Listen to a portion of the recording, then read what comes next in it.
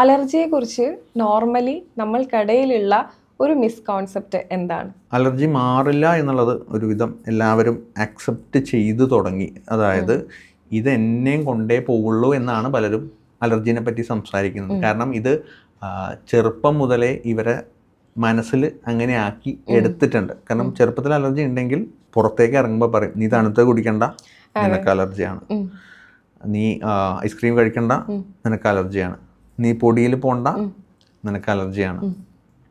അപ്പോൾ ഈ ഒരു തോട്ട് ചെറുപ്പം മുതലേ ആ ഒരു കുട്ടിയുടെ തലയിൽ അടിച്ചേൽപ്പിക്കുകയാണ്, ലേബൽ ചെയ്യാണ്. നീ അലർജിക്കാണ്, നിന്നെ ഇതിന് പറ്റില്ല, നീ തണുപ്പുള്ള സ്ഥലത്തേക്കാണ് പോകുന്നത്, നിനക്ക് പ്രശ്നം ഉണ്ടാവാൻ സാധ്യത ഉണ്ട്, നീ അങ്ങോട്ടേക്ക് പോണ്ട. അപ്പം ഇത് പറഞ്ഞ് ഈ കുട്ടീനെ ലേബൽ ചെയ്ത് കഴിഞ്ഞു നമ്മൾ പറയുന്ന പോലെ ശരിക്കും ഒരു ട്രോമയാണ് കൊടുക്കുന്നത്. ഫ്രണ്ട്സ് ഇപ്പം നമ്മൾ ആലോചിച്ചാൽ കാണാം, ചെറിയ കുട്ടികളെ മൂക്കൊലിപ്പിച്ച് നടക്കുന്ന കുട്ടികളെ ഫ്രണ്ട്സ് കളിയാക്കുമോ? എന്തായാലും കളിയാക്കും. അവർക്ക് അതിനെ പറ്റിയിട്ട് ബോധമില്ല, അവരതിനെ പറ്റി പറഞ്ഞ് കളിയാക്കും. എപ്പോഴും മൂക്കൊലിപ്പിച്ച് നടക്കുന്ന ചെക്കൻ.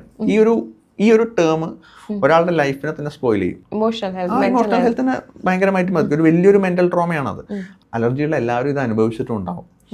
ഈ അലർജീൻ്റെ ഈ ഒരു കൺസെപ്റ്റ് വെച്ചിട്ട് അവർക്ക് മുന്നോട്ടേക്ക് പോകാൻ ഭയങ്കര ബുദ്ധിമുട്ടായിരിക്കും.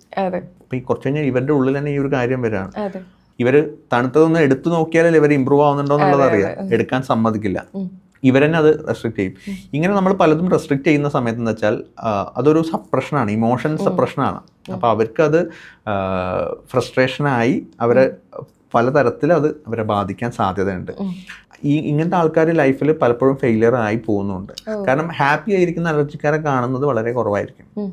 കാരണം ഇവര് മുന്നോട്ടേക്ക് പോകാത്തതിന്റെ കാരണം ഞാൻ ഈ പറഞ്ഞ ട്രോമയാണ്.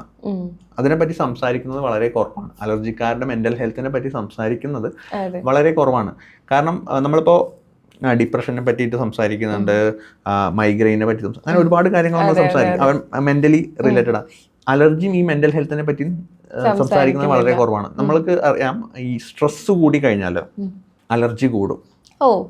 സ്ട്രെസ് കൂടി കഴിഞ്ഞാൽ അലർജി കൂടും. അതായത് സ്ട്രെസ് കൂടുന്ന സമയത്ത് ശരീരത്തിൽ നമുക്ക് ഹിസ്റ്റമിൻ, ഞാൻ നേരത്തെ പറഞ്ഞ ഹിസ്റ്റമിൻ എന്ന് പറഞ്ഞുള്ള എലമെന്റ് നമ്മുടെ ബോഡിയിൽ റിലീസ് ആവും. ഓക്കെ, ഹോർമോൺ റിലീസ് ആവും. അപ്പോൾ എന്ത് പറ്റുമെന്ന് വെച്ച് കഴിഞ്ഞാൽ അലർജീൻ്റെ സിംറ്റംസ് വരും. അലർജിക്കാർക്ക് സ്ട്രെസ് ഉണ്ടാവുമോ? എന്തായാലും സ്ട്രെസ് ഉണ്ടാവും അല്ലേ? അലർജി കൂടുമ്പോൾ സ്ട്രെസ് കൂടും, സ്ട്രെസ് കൂടുമ്പോൾ അലർജിയും കൂടും. ഇതൊരു സൈക്കിളാണ്. അത് പുറത്തേക്ക് പോകാൻ പറ്റാത്ത ഒരു സൈക്കിളാണ്.